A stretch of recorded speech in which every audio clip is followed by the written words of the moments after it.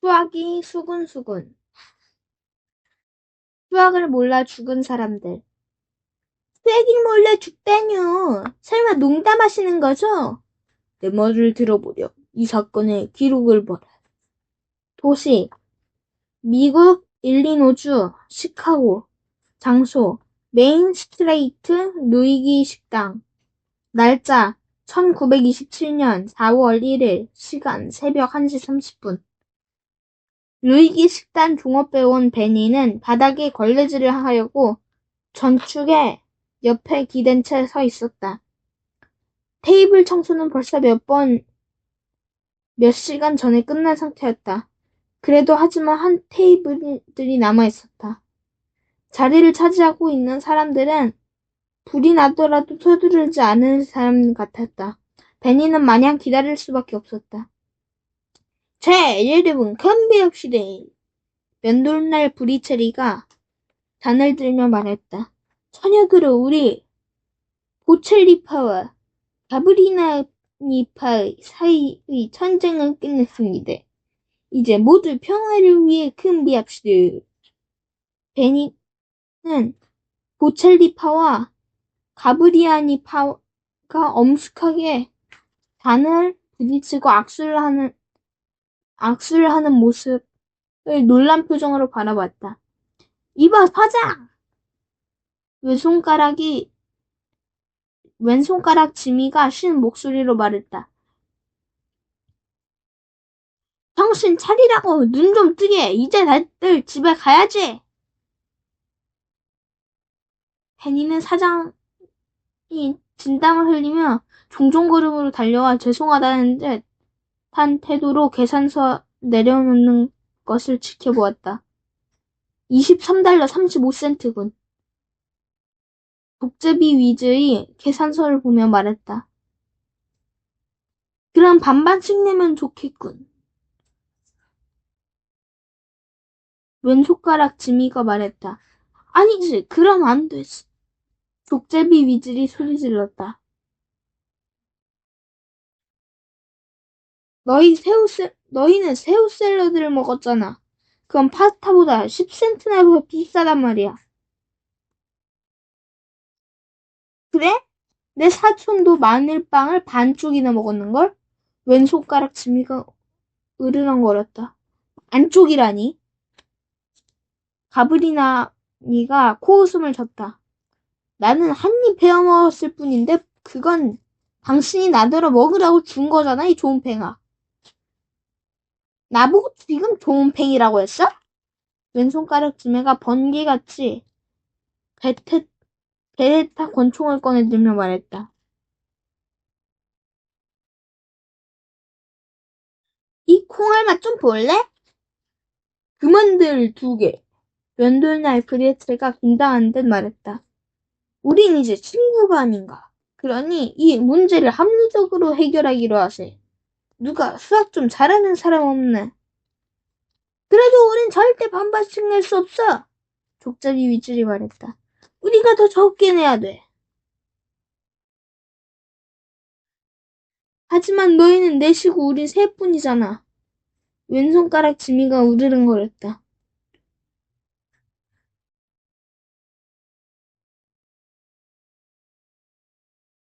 손가락이 하나뿐이면서 숫자는 잘 세는구만. 전기톱 찰리가 말했다. 그리고 네 동생은 뚱보잖아. 2사람 몫은 충분히 먹겠는걸? 말 다 했어? 외손가락 주미가 벌떡 일어나 테이블을 엎었다. 쟤는 뚱보라는 말을 제일 싫어한단 말이야. 안 그러니 삼겹살아? 당연하지. 삼겹살 포키가 꿀꿀거리며 큰 칼을 꺼내들었다. 그렇게 느려서야 이 바닥에 밥 먹고 살겠어. 족제비 위즐이 모자 밑에서 기관총을 꺼냈다. 벤니와 사장은 계산대 밑으로 재빨리 기어들어갔다. 곧이어 총소리와 비명소리, 그리고 사람들이 쓰러지는 소리가 이어졌다. 아, 어째 이런 일이! 사장이 중얼거렸다. 이 사람들이 조금만 수학을 더 잘했다면. 그러게요. 저 사람들은 거의 다 죽었죠. 베니가 대답했어. 젠장, 어떤 놈이 죽든지 말든지 내 게 뭐야. 서장이 말했다. 내 말은 이제 누가 돈을 내는 거 하냐고. 그렇다. 식당에서 돈 내는 일을 가지고 싸움을 하든, 달을 향해 로켓을 쏘아 올리든, 아니면 친구들이 잠깐 속임수를 써서 놀려주고 싶은 생각이 들든, 지긋지긋한 수학에 대해 조금씩은 알 필요가 있다.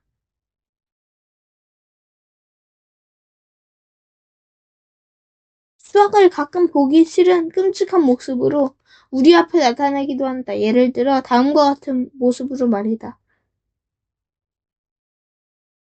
그러나 그런 것은 괴짜 과학자들이나 신경 쓸 일이다. 그러니 우리는 그런 거 가지고 괴로워할 일이 전혀 없다. 수학에서 정말 중요한 것은 대부분 아주 간단한 숫자를 활용할 수 있으며 사용하며 심지어 어떤 것은 아예 숫자나 문자를 쓰지 않는다. 다음을 봐라. 뜨거운 물속에서 하는 수학 실험. 1. 욕조에 물을 가득 채운다. 2. 그 속에 조심스럽게 들어간다. 3. 천천히 누워 물 위에 떠 있는 자세를 취한다. 4. 무슨 실험을 하는지 눈치챘지? 욕조에 물이 넘치는 부피와 물에 잠긴 몸의 부피는 정확히 일치한다. 그런데 이때 사람의 밀도와 물의 밀도가 거의 비슷하므로 욕조에 넘치는 무게를 재면 몸무게와 거의 일치한다. 어머니가 잔소리 하시겠지? 그러면 아르키메데스의 부력의 원리가 실험한다고 했을 때 당당히 대답하라. 첫 장은 좀 쉬운 내용으로 시작한다. 얼마나 쉬운가 하면 눈을 가리고 발톱 깎으면서 책을 거꾸로 읽어도 될 정도다. 그렇지만 가장 쉬운 수학도 서로 죽고 살리라는 큰 화근을 부를 수 있다. 너무 쉽게 생각하지 말길 바란다. 첫 장에서 간단한 수학을 통해 인류 전체가 명망할 수 있다는 것을 말하겠다.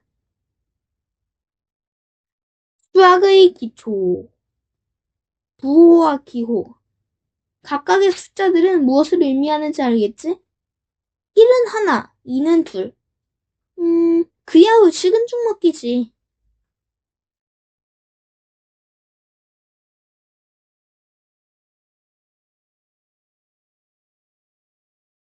등호. 등호는 두 수가 서로 같다는 것을 나타내는 부호이다. 이를테면 3은 3과 같이 계산이 이렇게 간단하면 얼마나 좋을까. 더하기. 두 수를 더할 때 사용하는 부호이다.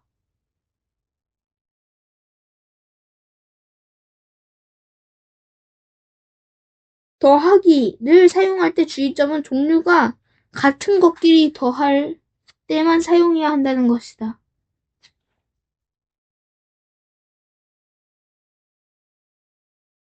사과 2개 더하기 사과 3개는 사과 5개.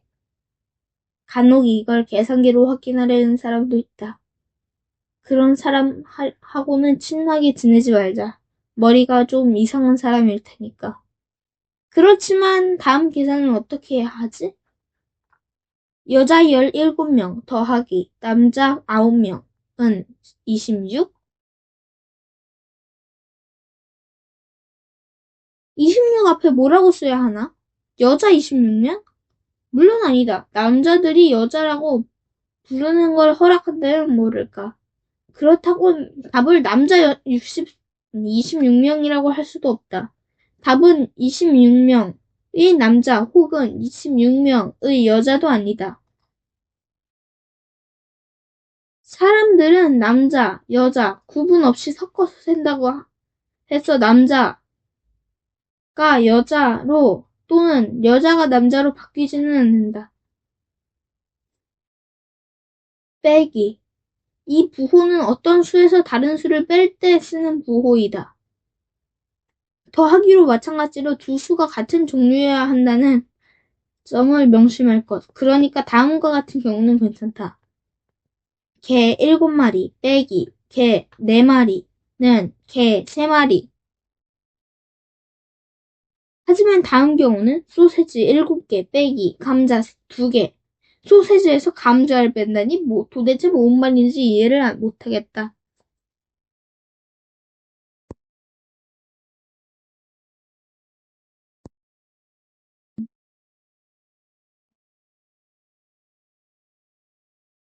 곱하기. 어떤 수에서 다른 수를 곱하는 것은 어떤 수에서 곱해주는 수만큼 더한 것과 같다. 즉, 5 곱하기 3은 5를 3번 더한 것과 같다. 거꾸로 3을 5번 더한 거라고도 볼 수 있다. 따라서 5 곱하기 3은 5 더하기 5 더하기 5는 3 더하기 3 더하기 3 더하기 3 더하기 3은 15. 나누기. 나누기는 곱하기와의 반대라고 생각하면 된다. 어떤 수를 똑같은 조각으로 나누는 것과 같다. 이것은 15조각을 3조각으로 나누면 각각의 조각은 5개라는 것을 말해준다. 위에 식은 15에는 3이 몇 개나 들어갈 수 있을까? 라고 표현할 수 있다. 그도 답은 역시 5이다. 나누기 부호가 들어있는 식은 약간 재미있는 성질이 있다. 즉 나누는 수, 재수와 답, 몫의 위치를 바꾸어도 맞다. 위의 식을 다음과 같이 3과 5의 자리를 바꾼다면 15 나누기 5는 3. 다음과 같이 큰 수를 해도 나눗셈은 마찬가지다. 12,341 나누기 43은 287. 12,341 나누기 287은 43. 100분율. 이것은 간단히 말해서 100으로 나눈다 라는 뜻이다.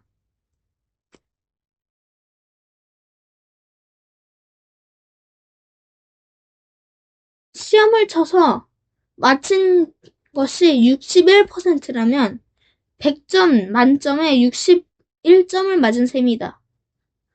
상점에서 20% 할인이라고 써붙인 것을 본 적이 있을 것이다. 그 말은 20분의 100만큼을 깎아준다는 말인데, 즉 정상적인 물건을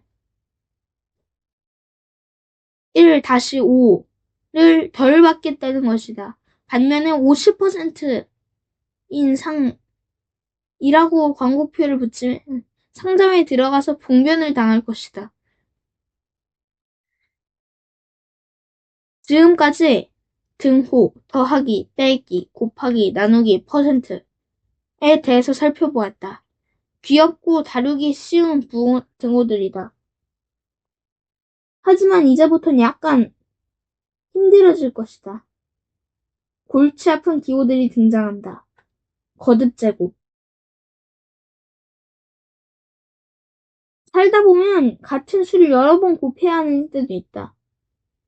에어컨 13 곱하기 13 곱하기 13 곱하기 13 곱하기 13와 같은 경우이다. 13이라는 수를 5번 곱했으니까 13의 5제곱이라고 부른다.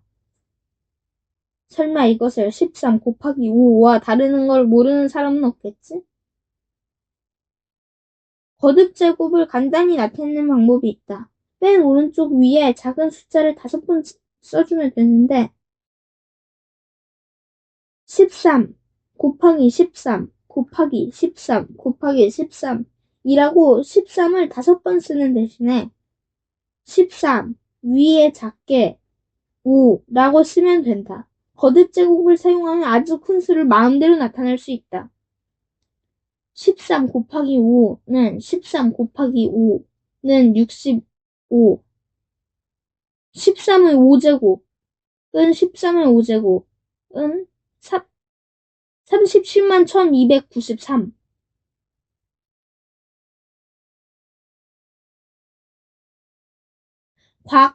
과학자들이 공포에 떠는 이유로. 이렇게 큰 수들이 공포를 불러일으킬 수 있다. 특히 세균의 수와 같은 것을 생각할 때 그렇다. 세균은 아주 작은 외계의 벌레처럼 생겼고 사실상 어디든지 살아갈 수 있다.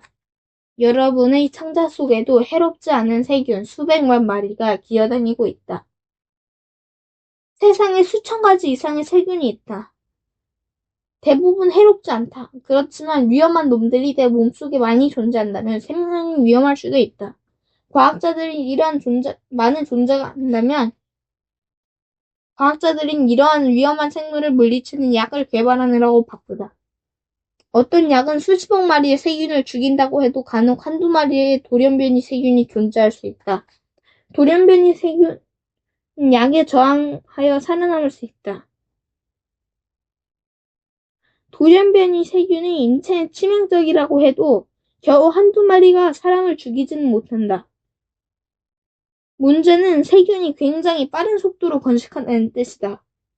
세균의 번식 방법 1. 길게 자라다가 두 길로 갈라진다. 분열한다. 두 마리가 길게 자라다가 각각 다시 둘로 갈라진다. 위와 같은 과정을 매 10분 동안 반복한다. 좀 더 빨리 일어날 수도 있고.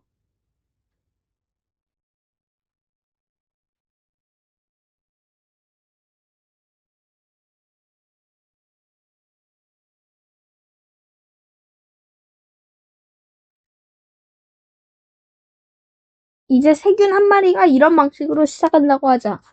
10분 후에는 두 마리, 20분 후에는 2 곱하기 4, 2, 혹은 2의 2제곱 마리, 30분 후엔 2 곱하기 2 곱하기 2 마리, 혹은 2의 3제곱 마리, 60분 후엔 2 곱하기 2 곱하기 2 곱하기 2 곱하기 2 곱하기 2 곱하기 2 마리, 혹은 2의 6제곱 마리, 24시간 후에는 무려 2의 144제곱 마리. 그럼 하루 만에 세균은 도대체 몇 마리로 불어날까? 2의 244제곱을 계산하면,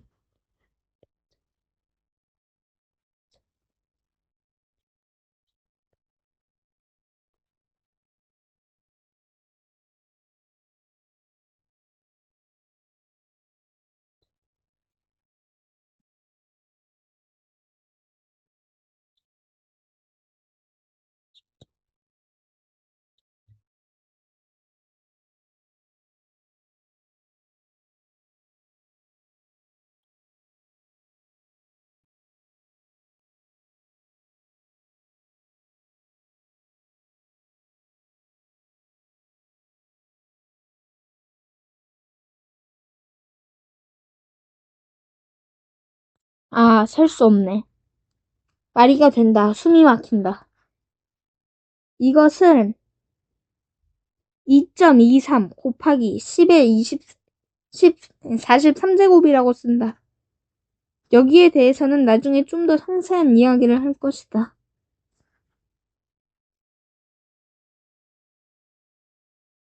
나중에 10분도 안 되는 시간에 분열한다면 번식하는 세균 중 가장 빨리 번식하는 종류에도 속한다. 대부분 세균이 번식하는데 30분 정도의 시간이 걸리는데 그렇다 하더라도 하루에 2의 48제곱마리가 생기게 된다. 그것을 계산하면 약 1, 10, 100, 1000만, 10만, 100만, 1000만, 10억,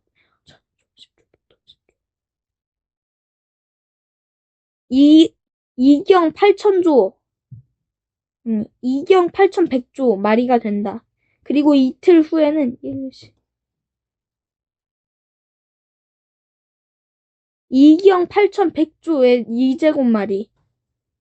그것을 계산하면 약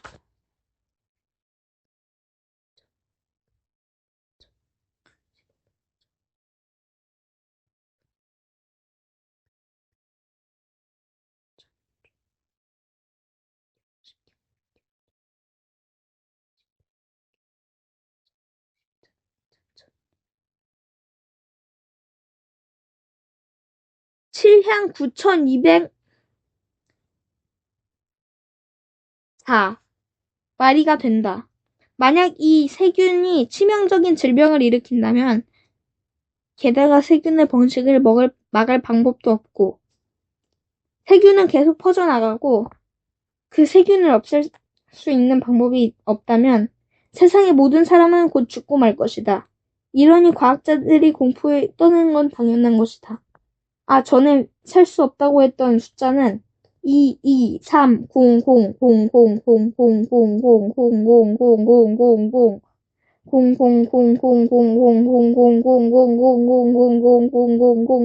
0, 0, 0, 말이 어떤 수의 단순히 2배씩 증가해 나가도 이렇게 된다는 것이다.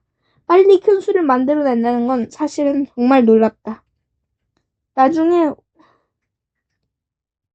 우리는 고문관 대령이 이야기를 수배씩 늘려가는 것이 얼마나 무서운 결과를 가져가는지 보게 될 것이다.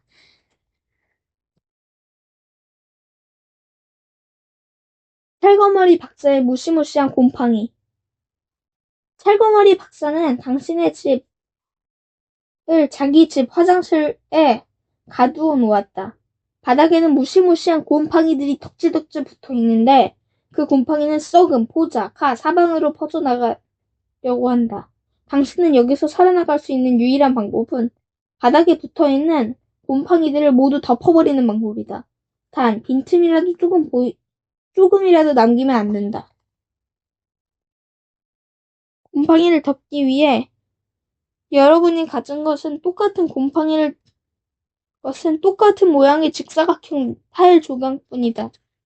다행히도 이것은 일이 그렇게 어렵지 않다는 것을 알게 된다.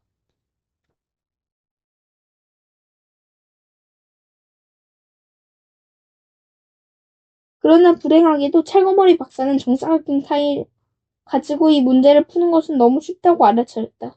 그는 정사각형 타일을 모두 가져가 버리고 다음과 같은 모양의 타일을 갖다 주었다. 1번 직사각형, 2번 정삼각형,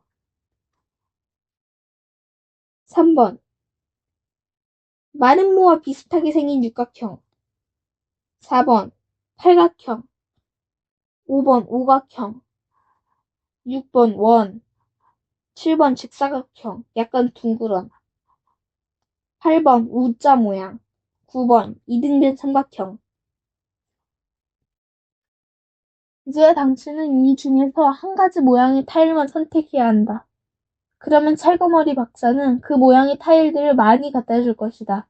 어떤 모양의 타일을 선택하느냐에 따라 당신의 목숨이 왔다 갔다 한다. 곰팡이를 약간 완전히 덮을 수 없다. 힌트를 하나 주겠다. 원형 타일로는 곰팡이를 완전히 덮을 수 없다. 아래 그림처럼 타일들 사이에 많은 틈이 생기기 때문이다. 이것을 직접 실험해 보면 쉽게 알게 될 것이다.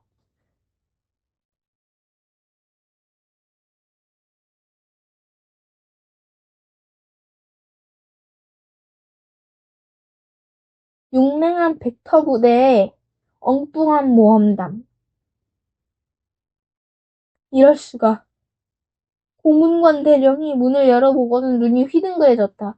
도대체 무슨 일인가? 보시는 대로입니다. 상사가 대답했다. 저희는 군복을 몽땅 잃어버렸습니다. 고문관 대령은 용맹한 벡터들 부대의 12명의 용소가 벌벌 떨며 앉아있는 것을 믿을 수가 없었다. 군복을 몽땅 잃어버리다니 그게 무슨 일인가? 대령이 고함을 치며 말했다. 저기 구석에 차례차례 포개져 있는 것은 군복이 아니고 뭔가. 자네의 눈이 의심스럽네.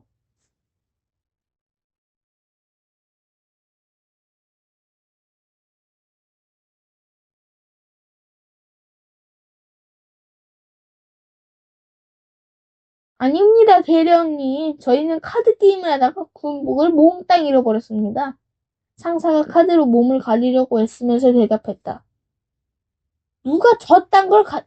누가 저걸 따갔단 말인가?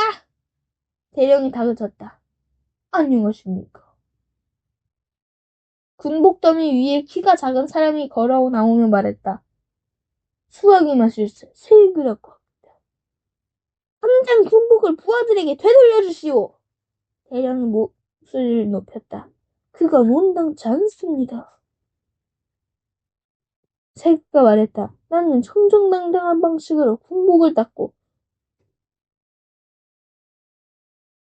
이 신사분들도 자기 것이 아닌 물건을 돌려받겠다고 생각하지 않을 겁니다. 용맹한 벡터 부대의 용사들이 무겁게 고개를 끄덕거렸다. 그들은 용맹한 벡터 부대는 곧 신사라고 교육받았기 때문이다.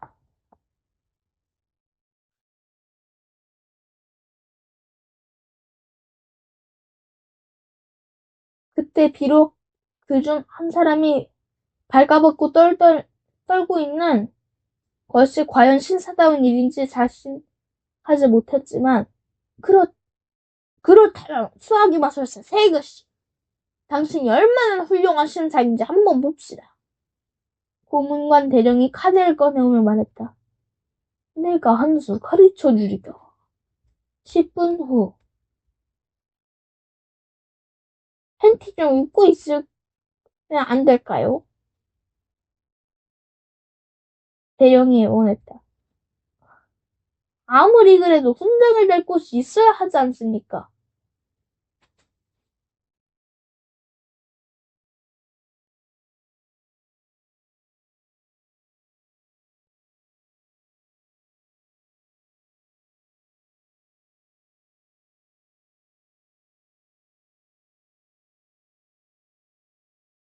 태그가 미소를 지으며 말했다. 돈을 주고 옷을 도로 사가면 되지 않소? 얼마를 주면 되겠소? 대령이 물었다. 군복 한 벌마다 따로따로 계산해야 합니다. 그래서 얼마란 말이오? 대령이 다시 물었다. 맨 처음엔 1달러로 시작하겠습니다. 그 다음엔 2달러, 그 다음엔 3달러, 뭐 이런 식입니다. 하지만 내 것까지 모두 13벌이나 되지 않소? 대령이 숨을 몰아쉬며 말했다. 그럼 맨 마지막엔 군복이 13달러나 받는단 말이오. 그것이 비싸다고 생각하면 다른 제안을 하나 하지.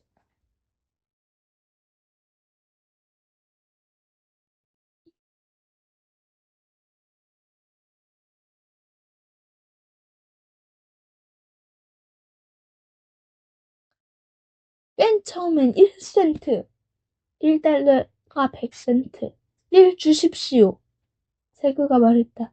그거 아주 좋은 제안이고 대량이 받아들였다. 하지만 한 벌 추가될 때마다 그 2배를 주셔야 합니다. 그러니까 두 번째 군복값은 2센트, 세 번째 군복값은 4센트 이런 식이요. 알겠소. 대령이 말했다. 그걸로 하소. 자, 이제 내 군복을 돌려주시오. 1센트를 주셔야죠. 물건이죠. 대령은 주머니를 더듬거리면서 배꼽만 만질 뿐이었다. 저 나중에 드리면 안 되겠소?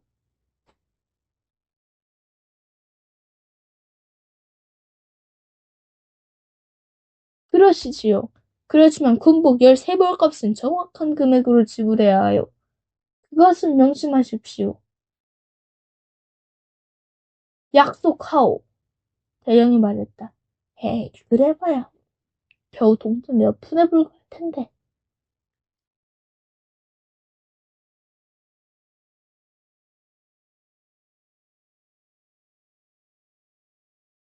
이제 됐군. 대령이 세금을 보며 말했다.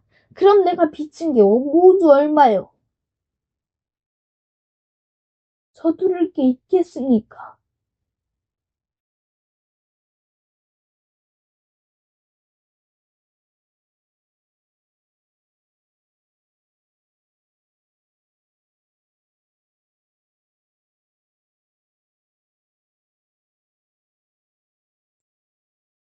네, 화장실에 화산이 날아와 고문관 대령이 앉아있는 테이블 위에 꽂혔다. 이럴 수가. 대령이 한숨을 내쉬었다. 한마터면 맞을 뻔했잖아. 그렇습니다. 상사가 맞장구 쳤다. 한마터면 화살이 우길 뻔히 맞을 뻔했습니다.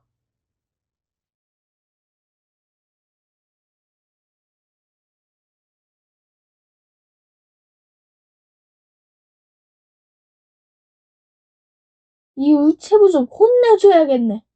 대령이 화살에 묶인 양피지를 풀며 말했다. 뭐라고 쓰여 있습니까? 제발 소수만 읽으시오.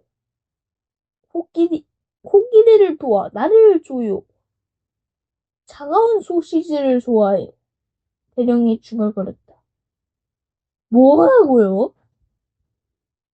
벡터 부대의 용사들이 한 목소리로 말했다. 전혀 말이 되지 않는데요? 대령이 말했다. 차가운 소시지는 말이 되는 것 같은데요? 상사가 말했다. 저도 그걸 좋아하고요. 이것 좀 봐. 대령이 말했다. 공주라는 건 라플라스 피디리 공주? 상사가 외쳤다. 그게 누구죠? 라플라스 공주인 것 같습니다. 대령이 말했다. 그리고 말이야, 이건 암호로 쓴 거야? 아, 암호라고요? 그럴 수가. 상사가 놀란 소리를 질렀다. 그래, 대령이 중얼거렸다. 공주는 지긋지긋한 숫자 트릭을 좋아하거든. 오, 공주님을 정말 영리한 분이군요. 상사가 바보 같은 웃음을 지으며 말했다. 아무리 공주님의 암호를 풀지 못할 테니까요. 못 풀기는 우리도 마찬가지야. 대령이 말했다. 어떻게 공주님을 원하는 걸 알 수 있을까? 제가 해독해드릴 수 있습니다만. 수왕의 마술사가 빙긋 웃으며 말했다. 하지만 대령님이 빚진 금액에 셈을 한 번 더 추가해 주셔야 합니다.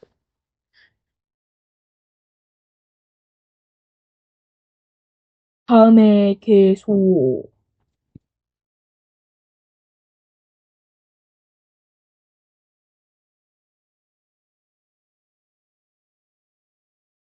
사상 최고의 발명품. 숫자는 공기처럼 늘 곁에 있는 것이야. 사람이 숫자의 고마움을 느끼지 못하고 당연한 것만 받아들인다. 사실 숫자는 역사상 가장 훌륭한 발명품이다. 텔레비전이 훨씬 더 훌륭한 발명품이고 제트기가 훨씬 더 유용한 발명품이라고 생각하는 사람이 있겠지만 숫자를 사용하여 모든 것을 조직하고 계산하지 않았더라면 그것들은 제대로 발명되지 못했을 것이다. 숫자로 나타내. 오늘날 십진법을 사용해 숫자를 나타내고 있다. 십진법을 사용하면 덧셈을 쉽게 할 수 있다. 28 더하기 107 더하기 654는 789. 이 계산이 약간 어렵다고 생각하자.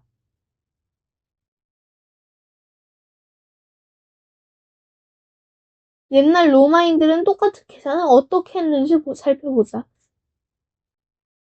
X, X, V, I, I, I, C, V, I, I, D, C, L, I, V,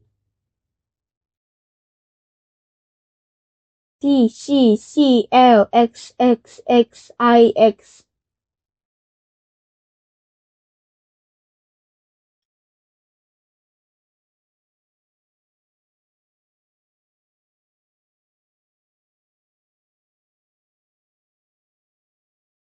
끔찍하지 않는가? 옛날과 오늘날에 같은 십진법이 없었다면 수는 어떻게 세고 그걸 어떻게 숫자로 나타내었을까? 초기 숫자와 같은 방식은 이렇게 나타났습니다. 양의 수를 세워놓도록. 그야 쉽지요. 선 하나, 선 둘, 선 셋, 선 넷. 휴. 그래, 모두 몇 마리인가? 으악!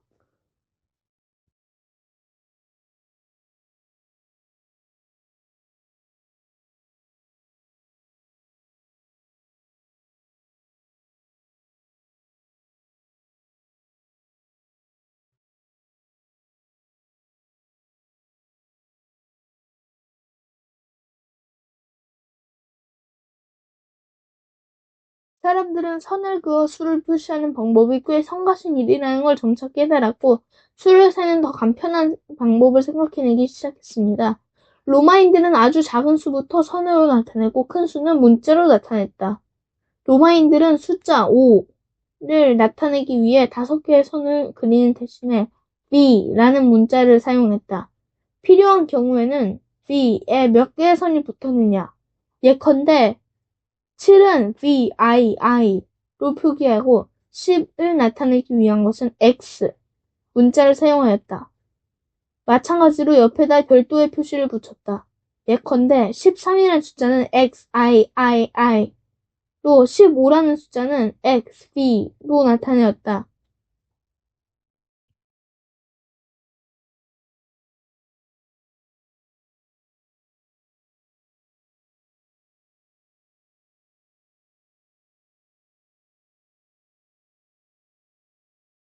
마침내 로마인들은 같은 숫자를 만들기에 이르렀다. I는 1, B는 5, X는 10, L는 50, C는 100, D는 500, M은 1000. 로마 숫자로 표기할 때 있었다. 예컨대 537은 DXXXVII로 표기했다. 여기까지는 아무 문제가 없었다.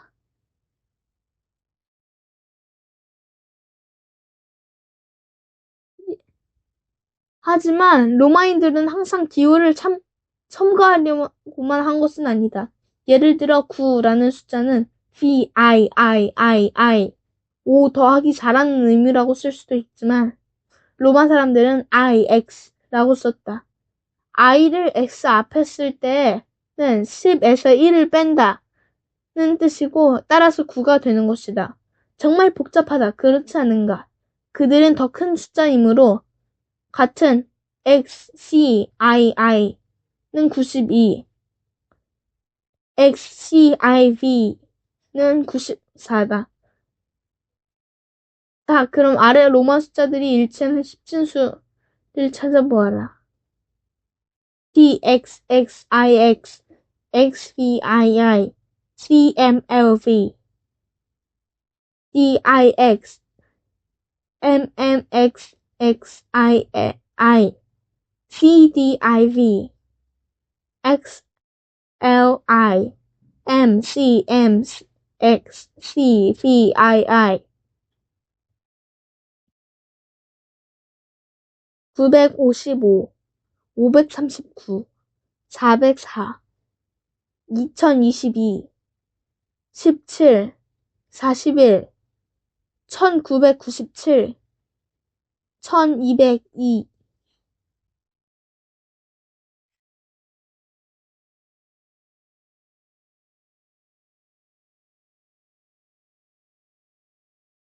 한 가지 짚고 넘어갈 게 있다. 로마 숫자를 나타낼 때 없는 수가 하나 있다.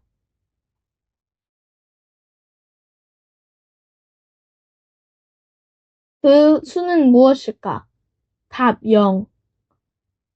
로마인들은 0을 나타내는 기호가 없었다.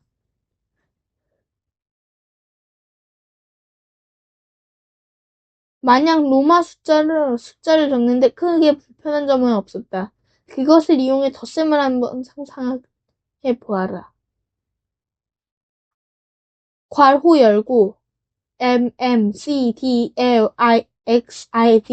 나누기 XVI 괄호 닫고 더하기 괄호 열고 XXIX 곱하기 XVII 괄호 닫고는 DXXXXXVII. 어이쿠 골치야.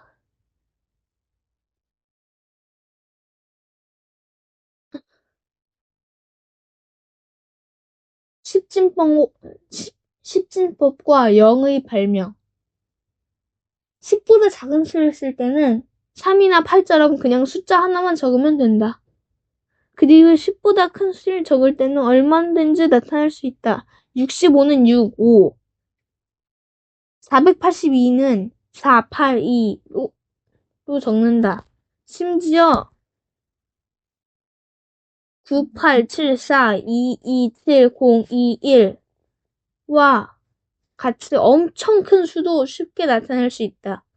로마 숫자로 이걸 쓴다고 상상해봐라. 십진법에서는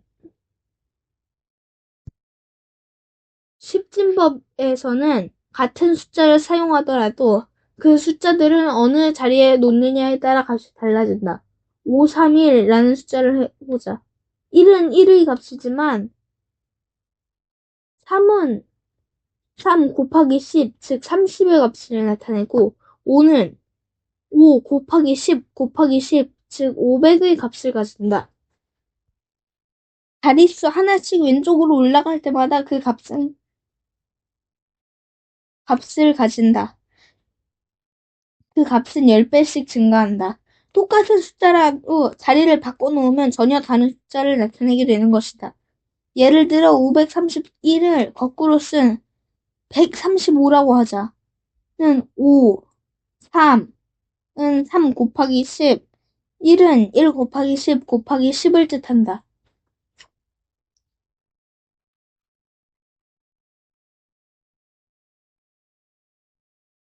숫자를 나타내는 기계. 옛날 사람들은 여러 가지로 숫자를 기록했다. 돌 무더기를 사용하기도 했고 밧줄 매듭을 묶어 나타내기도 했다.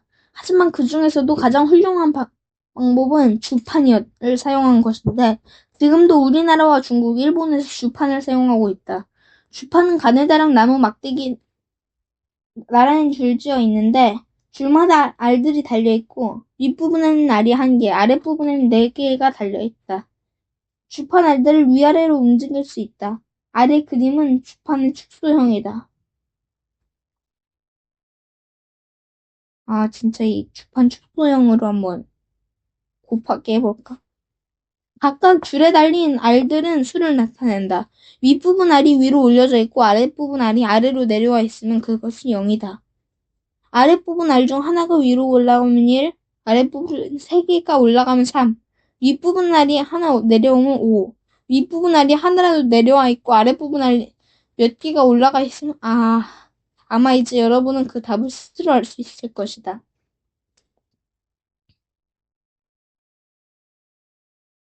주판의 장점 중 하나는 숫자를 적고 지우고 할 필요 없이 매우 빠르게 바꿀 수 있다는 점이다. 이 말은 곧 주판이 덧셈과 뺄셈을 하는데 아주 편리하다는 점이다. 사실 주판에 능숙한 사람은 곱셈과 나눗셈도 컴퓨터보다 더 빨리 할 수 있다. 근데 잠시만, 건전지는 어디다 끼우나요? 종이에 적힌 숫자를 읽을 것과 마찬가지로 주판에 있는 알들도 보면서 숫자를 읽을 수 있다. 앞 페이지는 75,310이라는 숫자를 나타내고 있다. 종이에 적힌 숫자와 마찬가지로 주판에서는 각각 줄이 나타내는 숫자는 오른쪽으로 있는 줄보다 10배가 크다.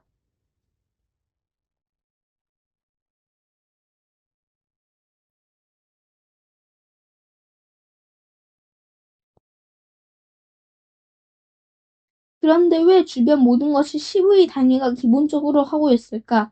1부터 9까지의 서로 다른 기호를 쓰다가 10에 가서는 특별한 기호를 쓰지 않고 1, 과, 0 이라는 숫자를 나란히 쓴다는 사실이 이상하게 생각되지 않는가? 오늘날 우리는 그것이 당연하다고 생각하고 있지만 0의 발명은 인류 역사상 획기적인 발명 중 하나였다. 0의 발명.